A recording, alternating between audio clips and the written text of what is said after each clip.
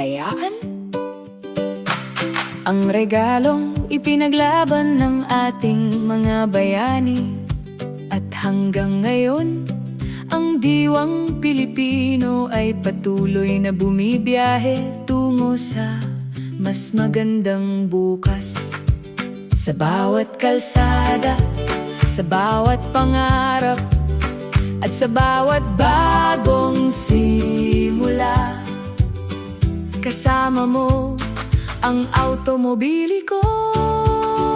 Ngayong araw ng kalayaan, ipagdiwang natin ang tapang sipag at pagkakaisang Pilipino. Kasama mo sa bawat paglalakbay ng Pilipino.